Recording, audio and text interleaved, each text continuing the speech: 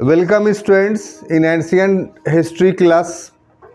हम लोग प्राचीन भारत में एंशिएंट इंडिया में मात्र दो टॉपिक पढ़े हैं और दो टॉपिक में पहला टॉपिक इतिहास लेखन हम लोगों ने पढ़ा था और दूसरा टॉपिक जो है वो पाषाण काल स्टोन एज पढ़ा था। पाषाण काल से ही जुड़ी हुई कड़ी है आज का क्लास, क्योंकि पाषाण काल 3 खंडों में बटा हुआ था। पहला खंड पूरा पाषाण काल, दूसरा खंड मध्य पाषाण काल और तीसरा खंड नवपाषाण काल, यानी पैलियोलिथिक एज, मेसोलिथिक एज और नेओलिथिक एज। तो आज का क्लास इन 3 खंडों में पहला जो खंड है यानी पूरा पाषाण काल, पैलियोलिथिक एज, उससे संबंधित है। ठीक है, लिखिए नहीं, बाद में लिखिएगा, पूरा कंसेप्ट को सुनिए। लेकिन एक टॉपिक के इस पैलियोलिथिक एज को पढ़ने से पहले हमें पढ़ लेना चाहिए, जान लेना चाहिए, और वो टॉपिक ये है कि आखिर जो टॉपिक पाषाण काल का हम लोग पढ़ रहे हैं इसकी जानकारी हमें कैसे मिली। अगर नहीं पढ़ा जाए तो आप ये कहेंगे कि पाषाण काल भारत का है तो भारत को इसकी जानकारी बहुत पहले से होगी, यानी एंशिएंट पीरियड से ही होगी। यहाँ की चीज़ें हैं तो यहाँ के लोगों को पता नहीं होगा सर। तो इसमें हमारा उत्तर ये है कि नहीं पता था। 19वीं शताब्दी से पूर्व भारत के पाषाण काल की जानकारी भारत के लोगों को नहीं थी, और 19वीं शताब्दी में जो ब्रिटिश शासन था वो पूर्णतः नकारात्मक शासन नहीं था, उसके कुछ सकारात्मक पक्ष भी थे। और उन सकारात्मक पक्षों में एक पक्ष ये भी था कि हमारी संस्कृति को उद्भेदन करने में ब्रिटिश शासन ने महती भूमिका निभाई। यानी 19वीं शताब्दी में ब्रिटिश प्रशासकों या ब्रिटिश उत्खननकर्ताओं के द्वारा भारतीय पाषाण काल को उजागर करके विश्व के सामने प्रस्तुत किया गया। तो पूरा पाषाण काल को पढ़ने से पूर्व या पाषाण काल को पढ़ने से पूर्व ये अनिवार्य है कि हम उन प्रयत्नों को जानें, उन प्रयासों को जानें जिन प्रयत्नों और जिन प्रयासों से 19वीं शताब्दी में भारत का पाषाण काल विश्व धरातल पर उभर करके सामने आया। तो एक बहुत बड़ी उपलब्धि थी हमारे देश की, वरना हमारा इतिहास जो है वो पाषाण काल से शुरू नहीं होता। तो उसमें बहुत सारी तकनीकी बातें हैं उन उत्खननों में जिसको आपको जानना ज़रूरी है। इसमें डेट आप याद करेंगे, जिन उत्खननकर्ताओं ने खोजा उसके नाम याद करेंगे, और खोजने की तकनीक क्या थी वो आप जानेंगे। तो ये 3 चीज़ों का अध्ययन आपको आज के इस क्लास के प्रथम सेक्शन में आपको करना है। तो उसमें पहले मस्तिष्क से बैठाइए कि आपको कितना तथ्य याद करना है। तो 1 2 3 4 5 6 7, यानी आपको कुल 7 पुरातत्ववेत्ताओं का या उत्खननकर्ताओं का नाम आपको याद रखना है। इन 7 में से 7 में एक भी नाम आपको भारतीयों का नहीं मिल रहा होगा। तो सारे के उत्खनन करने के समय अलग हैं और सारों ने जो उत्खनन किया उसकी विशेषता अलग अलग है। तो हम लोग समय, उत्खननकर्ता का नाम और उसने उत्खनन के क्षेत्र में क्या योगदान दिया, इन 3 चीज़ों को क्रमवार रूप से देखेंगे। तो सबसे पहला जो डेट आपके सामने है वो 1843 ईस्वी, ठीक है, यानी 19वीं शताब्दी के उत्तरार्ध के पहले वाला जो दशक है उसमें एक व्यक्ति है डॉक्टर प्राइमरोज। कौन है? Doctor primrose. इन्होंने जो पाषाण काल के बारे में जानकारी प्राप्त की वो कर्नाटक का एक रायचूर डिस्ट्रिक्ट में लिंगसुगूर नामक एक स्थान है। ठीक है, इस लिंगसुगूर नामक स्थान में प्रथम पाषाण उपकरण इन्होंने खोजा। यहां पर प्रथम पाषाण उपकरण का मतलब क्या हुआ कि पत्थर के बने हुए उपकरण, लेकिन पत्थर के बने हुए उपकरण जो थे वो आम व्यक्ति जो उसको देख रहा था उस स्थान पे, तो वो ये नहीं उसको समझ पा रहा था कि ये औजार है, उसको एक सामान पत्थर के रूप में जान रहा था और लोग खेला करते थे। डॉक्टर प्राइमरोज की विशेषता यह है कि उन पत्थरों को औजार के रूप में चिन्हित किया कि नहीं, ये सामान पत्थर नहीं है, ये अति प्राचीन काल के हैं। और जब मानव पशु के तरह जीवन व्यतीत कर रहा था, यानी मनुष्य का शारीरिक और मानसिक विकास जिस समय हो रहा था, यानी मनुष्य ज्ञानी मानव बनने की प्रक्रिया में था, तो उस समय उसके द्वारा इस प्रकार के औजार का इस्तेमाल अपने सुरक्षा के लिए, अपने खाद्य पदार्थ के लिए या अन्य उपयोग के लिए किया जाता था। यानी पत्थरों को ही औजार के रूप में आरंभिक बेला में मनुष्यों ने जो इस्तेमाल किया, उस पत्थर को खोज निकाला डॉक्टर प्राइमरोज ने। यानी उस पत्थर को यदि आम आदमी देखता तो सामान्य पत्थर मानता। प्राइमरोज की विशेषता यह है कि उस पत्थर को उसने ये साबित किया कि ये सामान्य पत्थर नहीं है, बल्कि इतने वर्ष पूर्व इस्तेमाल किया गया आदि मानव द्वारा औजार है। और रेडियो कार्बन डेटिंग के माध्यम से उसने उस पत्थर की आयु ज्ञात कर ली। तो इस तरीके से प्राइमरोज ने बुनियाद डाली। जो अभी तक पाषाण काल चिन्हित नहीं हो रहा था, उसने पाषाण काल को चिन्हित करने के लिए एक लकीर खींच दी, एक निशान लगा दिया। दूसरे शब्दों में कह ली, पहली इबारत लिख दी कि भारत में पाषाण काल भी है। आप बात समझ में आई? दूसरा नाम आपको होगा जॉन इवांस। कौन? John Evans. इन्होंने लगभग 11 साल बाद, कितना, 11 साल बाद फिर एक प्रयास किया, और वो प्रयास था जबलपुर में नर्मदा नदी के तट पर। जबलपुर जो मध्य प्रदेश में है, वो नर्मदा नदी के तट पर उपस्थित है। इसने भी पाषाण उपकरण खोजे यहाँ, लेकिन इससे श्रेष्ठता इस मामलों में था कि इसने जो पाषाण उपकरण खोजे वो कारीगरी की क्रिया से गुजरा हुआ था। अर्थात उस पाषाण उपकरण को देखने से ये लग रहा था कि इस पाषाण को उपकरण बनाने में टेक्निक इस्तेमाल किया गया, यानी इसको छीला गया, काटा गया और पत्थर के औजार के रूप में इसके स्वरूप को परिवर्तित किया गया। दूसरे शब्दों में कह लीजिए कि जॉन इवांस ने इस बात की खोज की कि साहब औजार बनाए जाते थे और ये औजार परिष्कृत थे। तो जो पूर्व में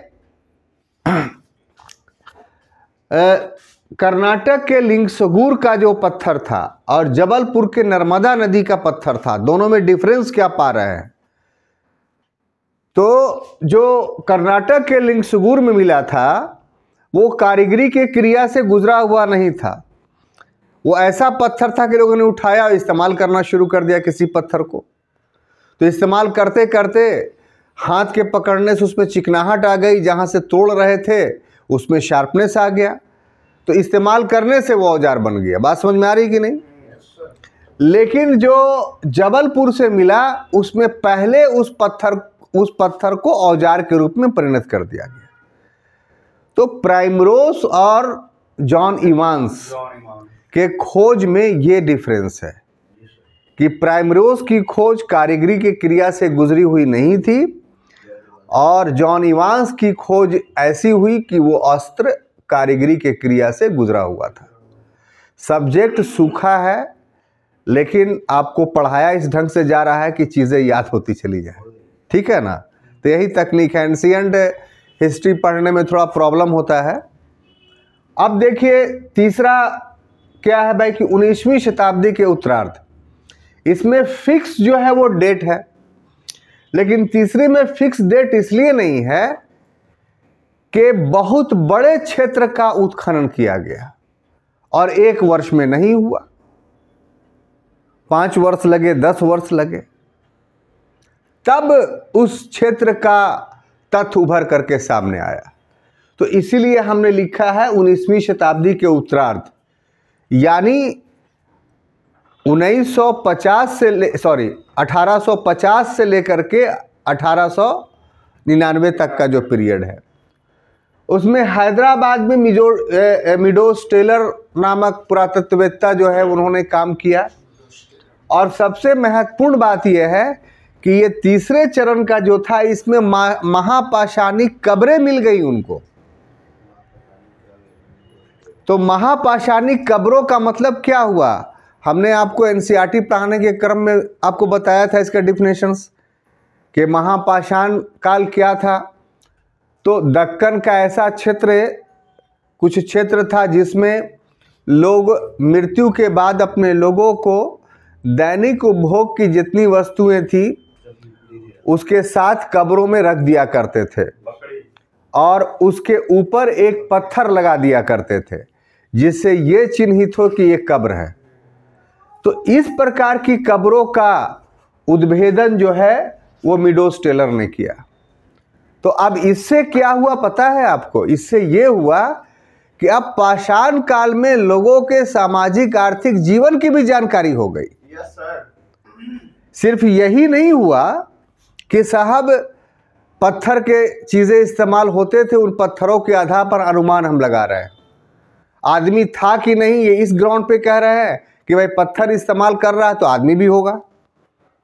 लेकिन यहाँ जो महापाषाणिक कब्रें मिले इसमें आदमियों की अस्थियां भी मिली, जो हड्डियां थी वो भी मिली, जिससे और उनके द्वारा जो प्रयुक्त किए गए अपने जीवित अवस्था में जो अवशेष थे जो रखे हुए थे उसमें वो भी मिले।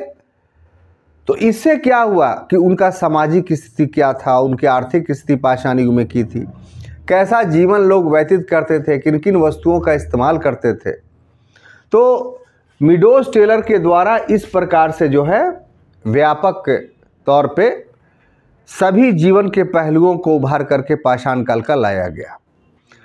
चौथा में, हाँ, महापाषाण काल एक पार्ट है पाषाण काल का, ठीक है। 20वीं शताब्दी के आरंभ में, यानी आप कह लीजिए कि 1901 से लेकर 10 तक, उसमें रॉबर्ट ब्रूस फुट एक व्यक्ति उभर करके सामने आए। ये जो रॉबर्ट ब्रूस फुट है ये काफ़ी इंपॉर्टेंट है आपके लिए। क्यों इंपॉर्टेंट है? ये एक्चुअली में पुरातत्ववेत्ता नहीं थे। क्वेश्चन भी आता है बजाते तौर पे कि कौन सा ऐसा व्यक्ति जो पुरातत्ववेत्ता नहीं है, भूवैज्ञानिक है, लेकिन उसने पुरातत्व के क्षेत्र में अमूल्य योगदान दिया। तो वो व्यक्ति है रॉबर्ट ब्रूस फुट। ये आर्कियोलॉजिस्ट नहीं थे, ये जियोलॉजिस्ट थे, लेकिन इसके बावजूद भी भूगर्भ विज्ञान की जानकारी प्राप्त करने के क्रम में इन्होंने दक्षिण भारत में अनेक स्थलों की खोज कर दी। रॉबर्ट ब्रूस फुट ने दोहरी भूमिका निभाया इन्होंने, और इसी कारण से इन्हें भारतीय पुरातत्व का पिता कहा जाता है, father of the Indian archaeologist कहा जाता है। यह भी ऑब्जेक्टिव क्वेश्चन आता है कि भारतीय पुरातत्व का पिता किसे कहते हैं? तो रॉबर्ट ब्रूस फुट, ठीक है, Robert Bruce foot, father of Indian archaeology, father of Indian archaeology. भारतीय पुरातत्व के पिता कौन है? Robert Bruce foot. Robert Bruce foot क्या है? तो फादर ऑफ इंडियन आर्कियोलॉजी, भारतीय पुरातत्व के पिता है। अब यहाँ तक का सफ़र तय हो गया। जो अगला है छठा चीज़, 1935 में एस.डी. टेरा और टी.टी. पीटरसन, इन्होंने क्या किया कि जो अभी तक खुदाई हुई थी कश्मीर से लेकर नीचे दक्कन तक, यानी कश्मीर पंजाब का जो हिमयुगीन क्षेत्र था उसका तादाद नर्मदा घाटी से स्थापित कर दिया। यानी इस बात को स्थापित किया कि भारत के सभी क्षेत्र में पाषाण काल था। यानी वर्तमान समय का जो भी भूभाग हम देख रहे हैं, सभी भूभाग में जो है वो साहब आदि मानव हमारे देश में रहते थे। यानी हमारा देश पाषाण काल से ही मानवीय बसावट का क्षेत्र था। ये बात साबित हुआ। इससे जुड़ी हुई एक नया अनुसंधान हुआ है जो हमको बताना काफ़ी ज़रूरी है। आपका जो ग्रुप का बना हुआ है उसमें सबसे ऊपर में जाइएगा तो एक वीडियो आपको मिलेगा।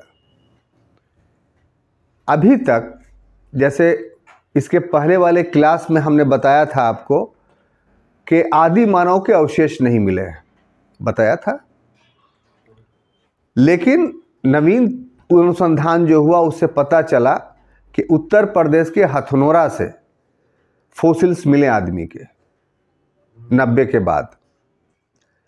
लेकिन 2011-12 के बाद एक अनुसंधानकर्ता ने मेघालय में अनुसंधान किया। भारत का जो मेघालय राज्य है, असम से जो अलग हुआ था, उसका अनुसंधान किया और उसने इस तथ्य का उद्भेदन किया कि जो रामापिथेकस से लेकर के, बड़े गौर से सुनिएगा, आपको रामापिथेकस से लेकर के क्रो-मैग्नन तक का जो विकास हुआ, वो सारा का सारा विकास के अवशेष मेघालय की एक पहाड़ी में मिलता है। और उस पहाड़ी का जो क्षेत्र है वो इतना दुर्गम है कि पर्वतीय नदियां हैं जो बहती हैं, जो काफ़ी ख़तरनाक हैं, क्योंकि कहीं पर पूरी नदियां पथरीली हैं, कहीं पर समतल में बह रही, कहीं पर एक बैक नीचे गिर जाती हैं। ऐसे में एक लंबी दूरी तय किया उसने, बीच में गुफाएं भी मिलती गई उसको, और सभी जगहों पे जो मानवीय विकास के चिन्ह थे वो उसने उद्भेदन किया। इसमें अति महत्वपूर्ण बात यह है कि उन मनुष्यों ने जो मनुष्य बनने की प्रक्रिया में थे, यानी वानर से, तो रामापिथेकस से जो सफर शुरू हुआ, ऑस्ट्रेलोपिथेकस, जिंजांथ्रोपस, सिनांथ्रोपस और क्रो-मैग्नन तक का जो आया, तो इस पीरियड में उन लोगों के कुछ विश्वास भी थे, जिन विश्वासों को पत्थरों पर उकेर करके उन लोगों ने छोड़ दिया है। तो इस तथ्य का उद्भेदन मेघालय की पहाड़ी में हुआ है। तो हम चाहते हैं कि आप उस कैसेट्स को भी जो आपके ग्रुप में डाला हुआ है उसको ज़रूर देखिएगा, ताकि ये जो आज हम पढ़ाए हैं उससे आपको कोरिलेशंस बन जाए, एक तारतम्य आपके अध्ययन का हो जाए। बात समझ में आ रही है? अब यहाँ तक का हो गया। अब जितना भी 1935 ईस्वी तक का घटना है वो ये कि 1935 तक आते आते ये तथ्य स्थापित हो गया कि भारत में पाषाण काल है और बड़ा समृद्ध है, लेकिन अध्ययन के दृष्टिकोण से अव्यवस्थित था। तो मार्टिमन व्हीलर ने इन सारे तथ्यों का जो 1843 से किया जा रहा था, उन्होंने इसका संकलन कर दिया, एक जगह कलेक्ट कर दिया कि ये है साहब भारत का पाषाण का पूरा विवरण। और दूसरे स्टुअर्ट पिगट, उन्होंने 1950 में एक किताब लिख दी, मार्टिमन व्हीलर का जो संकलन किया हुआ चीज था, और वो था प्री हिस्टोरिक इंडिया। ये पुस्तक जब उभर करके सामने आई तब विश्व जो है भारतीय पुरातत्व से या भारतीय पाषाण काल से पूरा परिचित हो गया। तो ये था पूरा पाषाण काल या मध्य पाषाण काल या नवपाषाण काल या पाषाण काल का उद्भेदन भारत में कैसे हुआ, उसका पूरा हमने विवरण आपको दे दिया। क्लियर? कोई कंफ्यूजन नहीं। अब देखिए हम टॉपिक पर आते हैं। तो जैसा कि आप जानते हैं कि कल ही के क्लास में या पूर्व के क्लास में हमने आपको बताया था कि जो पूरा पाषाण काल है, पूरा पाषाण काल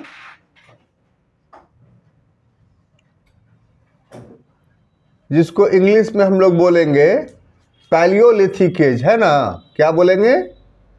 पैलियोलिथिक एज। तो एक तो वर्गीकरण हमने आपको बताया था क्या, कि पाषाण काल के 3 वर्ग थे, ठीक है? तो उसमें हमने क्या कहा था कि साहब एक पीरियड पूरा पाषाण काल है, जो 2.5 लाख से लेकर के 10,000 ईसा पूर्व तक का पीरियड हमने बताया था आपको, जिसका अध्ययन हम आज कर रहे हैं। दूसरा मध्य पाषाण काल है जो 10,000 से 7,000 तक था, जिसका बाद में अध्ययन करेंगे। और तीसरा नव पाषाण काल था जो 7,000 से लेकर 3,000 तक था। क्लियर? तो आज का क्लास का जो विषय है वो पूरा पाषाण काल है। तो पूरा पाषाण काल भी 3 चरणों में बटा हुआ है। और 3 चरणों में हम क्यों बांटते हैं? एक ही चरण में पढ़ लेते, एक ही वर्ग में रखते पूरा पाषाण काल को। आखिर 3 वर्गों में बांटने की अनिवार्यता और आवश्यकता क्यों है? तो 3 चरणों में या 3 वर्गों में पूरा पाषाण काल को बांटने की अनिवार्यता आवश्यकता यह है कि हमें 3 प्रकार के औजार प्रयुक्त होते हुए दिख पड़े। तो औजारों के प्रयोग के आधार पर यह अनिवार्य हो जाता है कि उसका जीवन भी एक रूप में नहीं था, 3 रूपों में था।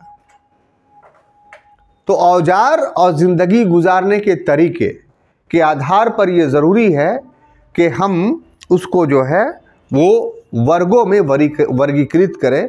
इसी कारण से जो है वो पूरा पाषाण काल को 3 वर्गों में वर्गीकृत किया जाता है। कितना? 3 वर्गों। ठीक है। तो एक वर्ग को क्या बोलेंगे? पूर्व पूरा पाषाण काल। बोलिए। पूर्व पूरा पाषाण काल। पूर्व पूरा पाषाण काल। ठीक है। इसको इंग्लिश में क्या बोलेंगे? Early palaeolithic age. क्या बोलेंगे? Early palaeolithic as. पीरियड क्या बताए थे आपको? 10,000 से बस 2,50,000 से लेकर के क्या बोले थे? जल्दी बोलिए। 2,50,000 से लेकर के 1,00,000 ईसा पूर्व। ठीक है ना? और दूसरा पीरियड क्या था? मध्य पूरा पाषाण। Very good. मध्य पूरा पाषाण काल। दिवाकर जी आप खास तौर से दिमाग में बैठाइए, एक बार बैठ जाएगा तो फिर बाद में टफ नहीं लगेगा। ये क्या है? Middle palaeolithic age. Middle palaeolithic age. इसका पीरियड क्या है? 1,00,000 से लेकर के 40,000। यस, 40,000 ईसा पूर्व। ठीक है। और तीसरा क्या था? नौ पूरा पाषाण काल। एक लपड़ देंगे इधर से। उत्तर पूरा पाषाण काल। क्या? उत्तर पूरा पाषाण काल। हाँ, उत्तर पूरा पाषाण काल। इसको इंग्लिश में क्या बोलेंगे? Later palaeolithic age. Palaeolithic age है ना? इसका पीरियड बता दीजिए। 40,000 से लेकर के 10,000 ईसा पूर्व। अब देखिए, अभी अभी हमने कहा आपको कि इसका जो विभाजन होता है वो विभाजन किस रूप में होता है? औजारों। तो औजारों के प्रयोग करने के आधार में। ठीक है ना? औजारों के प्रयोग करने में। तो इसलिए हम तीनों के औजारों के प्रयोग और दूसरा मनुष्य का जीवन, तो मानवीय बसावट यानी औजार और मानवीय बसावट का अध्ययन आपको इसमें करना है। अगर ये आप कर लिया तो इसका मतलब है कि आप टॉपिक को पढ़ लिया। ठीक है। अब देखिए, इसमें जो चीज पूर्व पूरा पाषाण काल में जो औजार आपको समझना है, क्या चीज? औजार आपको समझना है। वो औजार के जो रूप थे वो 2 थे। खंडक एवं गणासा। खंडक एवं गणासा।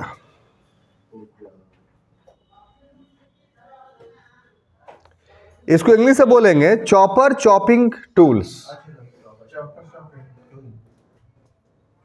चॉपर,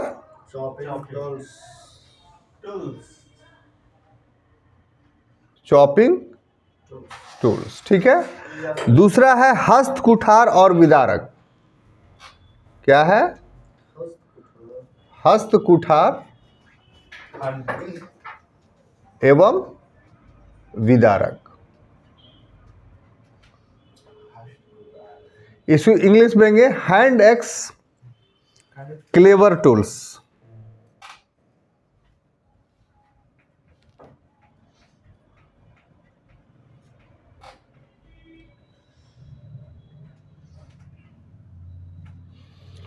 ये आम तौर पे जो खंडक एवं गड़ासा था, ये उत्तर भारतीय माना जाता है औजार के रूप में, ठीक है। और हस्त कुठार विदारक आमतौर पे दक्षिण भारतीय माना जाता है। कहाँ? दक्षिण भारतीय। इसका मतलब ये हुआ कि इनका जो उदय हुआ था खंडक और गड़ासे का, वो उत्तर भारत में हुआ था, बनने की प्रक्रिया शुरू हुई थी, कल ये आविष्कार हुआ था। और हस्त कुठार और विदारक का आविष्कार हुआ था दक्षिण भारत में। लेकिन दोनों औजार दोनों जगह प्रयुक्त होते थे, ठीक है। दोनों स्थान पर प्रयुक्त होते थे, प्रयोग होते थे, ठीक है। एक तथ्य और, ये बनते किस से थे दोनों का दोनों? पत्थर से। तो वो पत्थर था क्वार्ट्ज। पत्थर क्या था? क्वार्ट्ज था। ये सब ऑब्जेक्टिव्स है। अब देखिए, जान लीजिए, यहां पर बोर्ड पर जगह कम है कि आखिर खंडक, गड़ासा, हस्त कुठार, विदारक, ये चार नाम मिला ना आपको? जी सर। माने चार प्रकार के औजारों का इस्तेमाल होता था। खंडक, गड़ासा, हस्त कुठार और विदारक। जो मटेरियल्स आपको मिला है उसमें रिटन रूप में सारा लिखा हुआ है और यहाँ आपको हम समझा दे रहे हैं। तो खंडक यानी चॉपर का मतलब क्या था? ये भी काटने और चीरने के औजार थे। जितने चारों हैं सब काटने चीरने के औजार हैं, लेकिन सबके स्वरूप में अंतर था। तो जो खंडक यानी चॉपर था, कोई भी एक पत्थर जिसका एक किनारा तीक्ष्ण हो, शार्प हो, यानी एक किनारे से कटता हो कोई चीज, तो उस स्वरूप को खंडक कहा गया। अगर वो दोनों तरफ से काटने योग्य हो जाए, यानी दोहरा धार हो, दाएं बाएं दोनों तरफ, तो वही हो जाएगा गड़ासा यानी चॉपिंग। और हस्त कुठार और विदारक क्या है कि नहीं कि उसमें हत्था लगा हुआ हो, यानी बजाते तौर पे पकड़ने का हत्था, ठीक है। और उसके बाद जो है उसका धार जो है एक तरफ का हो और नोकीला हो, ताकि उसको गाड़ के चीर भी सके। तो उसको हम लोग हस्त कुठार कहते हैं, यानी हैंड एक्स। और विदारक क्लेवर की हस्त कुठार में एक तरफ धार रहेगा और मुट्ठा रहेगा, और विदारक में मुट्ठा और दोनों तरफ धार रहेगा। तो इस तरीके से चारों औजारों का विवरण है। चारों औजारों में खंडक, गड़ासा का आविष्कार उत्तर भारत में हुआ था, हस्त कुठार और विदारक का आविष्कार दक्षिण भारत में हुआ था। लेकिन दोनों औजार दोनों जगह प्रयुक्त होते थे। जैसे डंगरा में तिलकुट बनता है ना, तो बनता है वहाँ, तो खाली डंगरे के लोग थोड़ी खाते हैं, आप भी खाते हैं। आगरा का पेठा है, बनता है वहाँ, लेकिन आप भी खाते हैं। मनेर का लड्डू है, बनता है मनेर में, लेकिन आप भी खाते हैं। सिलाव का खाजा है, बनता है सिलाव में, लेकिन हम भी खाते हैं। गया का तिलकुट है, वो बनता है गया में, लेकिन पूरा हिंदुस्तान खाता है। तो कोई चीज़ कहने का इतना एग्जाम्पल देने का अर्थ ये हुआ कि कोई चीज़ एक ही जगह पर बनता है, लेकिन उसका विस्तार होता जाता है। है ना। तो वैसे ही ये हुआ कि खंडक और गड़ासा बना उत्तर भारत में, लेकिन प्रयुक्त तो दक्षिण में भी हुआ। इसी प्रकार से हस्त कुठार विदारक बना दक्षिण भारत में, लेकिन प्रयुक्त उत्तर भारत में हुआ। तो ये तो औजार के हिसाब से। अब स्थल में कुछ नाम याद रख लीजिए। किस चीज़ में? स्थल में। क्योंकि यही सब चीज़ ऑब्जेक्टिवली जो है वो काफ़ी महत्वपूर्ण हो जाता है। ठीक है, हम आपको इस ढंग से क्लास लेके चल रहे हैं कि कोई भी चीज़ आपको छूटे नहीं और नाम याद रहे, है ना। उद्देश्य क्या है? यही है। तो जहाँ तक है तो उसमें रिवात एवं पब्बी की पहाड़ियाँ, पहले नाम ही ना महत्वपूर्ण है। रिवात एवं, हाँ ठीक बोल रहे, पब्बी की पहाड़ी।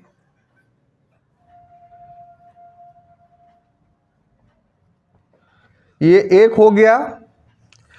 दूसरा हो गया दिदवाना का रेगिस्तान।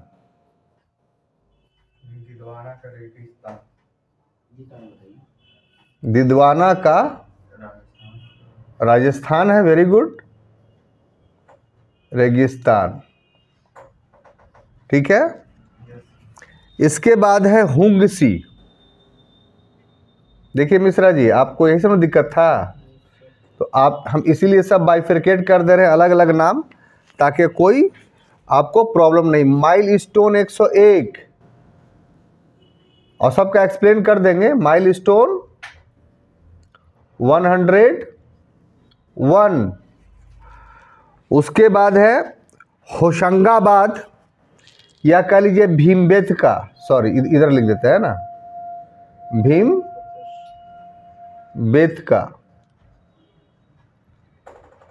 और भीमबेटका से ही जुड़ा हुआ चीज है आदमगढ़।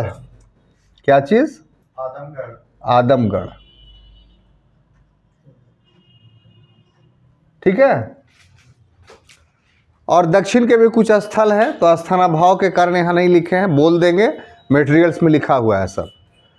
तो देखिए रिवात की, एमपी में है ना,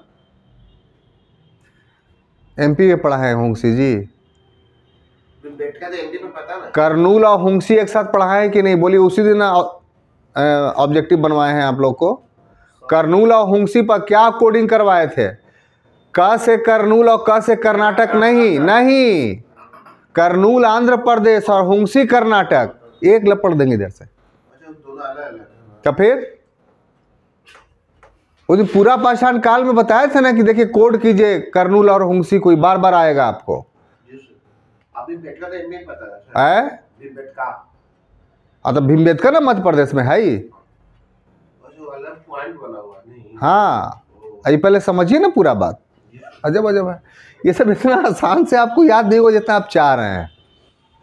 प्यार से बात को समझिए और दिमाग में खाना बनाते हुए चलिए। तो देखिए साहब, रिवात और पब्बी की पहाड़ियाँ जो हैं वो पाकिस्तान में, और दिदवाना का रेगिस्तान राजस्थान में। ये दो स्थल का महत्व ये है कि यहाँ में आरंभिक साक्ष्य मिले हैं, यानी जो शुरुआत हुई थी जिंदगी वो यहीं से शुरू हुई थी।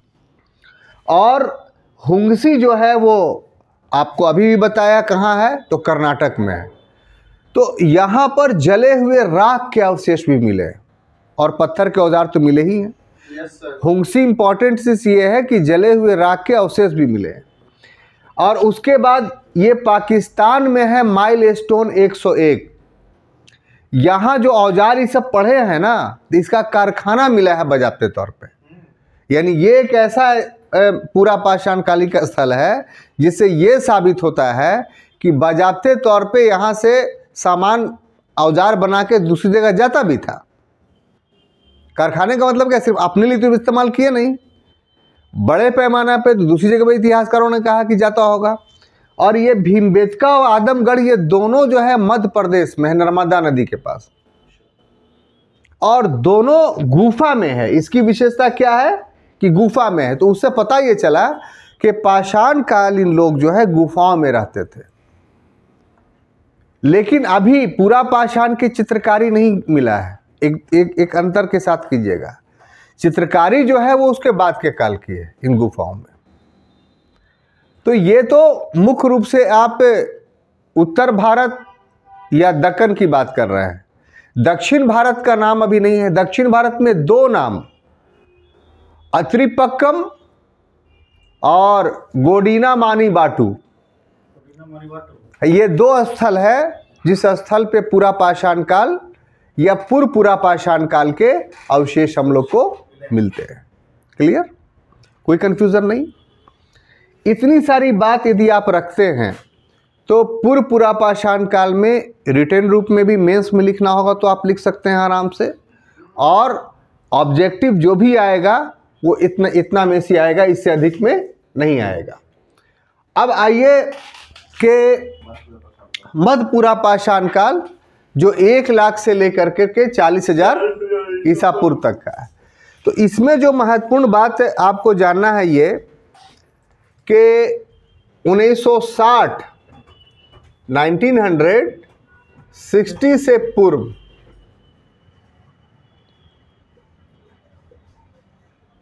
जानकारी नहीं थी इसके बारे में।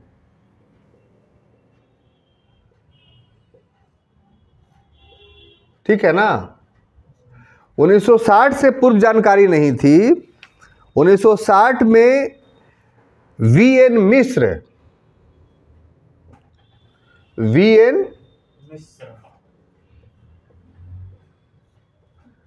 एक अन्वेषक हुए, उन्होंने इसकी खोज की।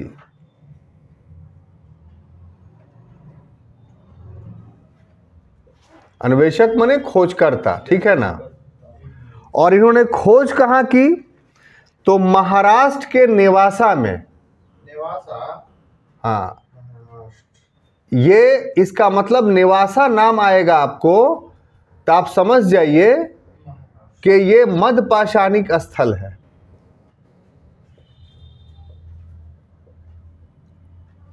और इसके अलावा एक और नाम है चिरकी। ये भी महाराष्ट्र में ही है, इसी के निकट है, नेवासा के निकट। ठीक है? ये मध्य पाषाणिक नामकरण क्यों पड़ा? इसलिए पड़ा क्योंकि जो इसके औजार थे, यहां इन दोनों स्थलों पे जो औजार इस्तेमाल हुए हैं वो औजार चॉपर, चॉकिंग और हैंडेक्स क्लीवर से अलग थे। और वो क्या थे? तो शल्क के बने हुए थे। क्या बने हुए थे? शल्क के। बता रहा है। तो एक छोटी सी बात आपको जाननी है। शल्क मतलब होता है पपड़ी। हाँ, जैसे ये जो खंडक, गड़ासा, ये सब था, तो ये सब पत्थर को काट के तोड़ के बनाया गया, धार बनाया गया। ठीक है? और यहां क्या कि पत्थर की पपड़ी उतार दी गई तो एकदम चिकना बन गया। तो पूर्व के औजार के तुलना में जो मध्य पाषाणिक औजार थे वो ज्यादा श्रेष्ठ हो गए। अब बात समझ में आ गई? और 60 से पहले ये नेवासा और चिरकी के अवशेष नहीं मिले थे, इसीलिए मध्य पाषाण काल नहीं बीच में आया था। तो ये एक बहुत महत्वपूर्ण तथ्य है। पहला तथ्य ये कि 1960 से पूर्व इसकी जानकारी ही नहीं थी, मध्य पूरा पाषाण काल की। 1960 के बाद जानकारी हुई। जानकारी करने वाले कौन, देने वाले कौन थे? तो वीएन मिश्र। और स्थल कौन था? नेवासा और चिरकी। औजार का रूप क्या था? तो शल्क रूप में था। इसका मतलब ये नहीं कि पूर्व के औजार प्रयुक्त होने बंद हो गए, वो भी औजार प्रयुक्त हो रहे, लेकिन औजार का एक नया रूप भी उभर करके सामने आया। तो औजार का शल्कीय रूप जो उभर करके सामने आया, इसलिए अब पूर्व पूरा पाषाण काल कन्वर्ट होकर के मध्य पूरा पाषाण काल में आदमी यानी आदि मानव प्रवेश कर रहा है। क्लियर? आप कुछ पूछ रहे थे क्या? अब देखिए आगे। तो आगे है उत्तर पूर्व। सब शुरू में आपको बताया है कि पत्थरों के आधार पर ये विभाजन है। ठीक है? तो आगे में जो पत्थर है, जो औजार हैं, वो एक दूसरे प्रकार के औजार का जो रूप उभर के सामने आया, उसको हम लोग तक्षण और खुरचनी कहते हैं। तक्षण और खुरचनी। हाँ, तक्षण एवं खुरुचनी। इस इंग्लिश में बोलेंगे स्क्रैपर एंड ब्यूरर। स्क्रैपर और ब्यूरर, ठीक है। और इसके जो स्थल हैं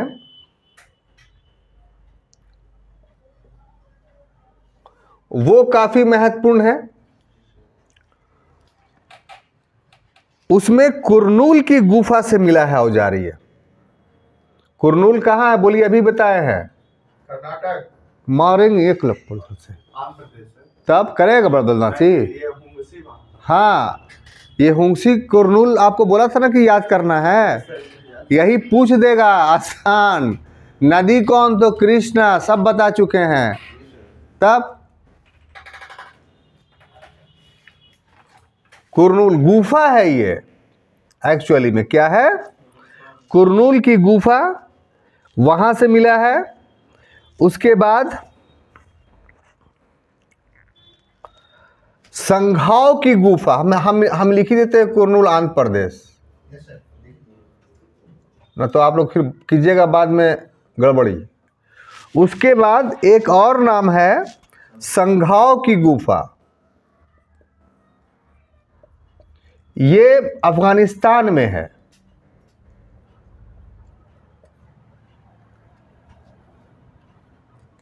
ठीक है। उसके बाद है बुद्ध पुष्कर। ये कहाँ है बोलिए तो। MP। अरे राजस्थान के पास पुष्कर का मेला नहीं सुना है। तब सब चलो घूमने, तब याद रहेगा ये सब स्थल। उसके बाद बेलन एवं सोन घाटी,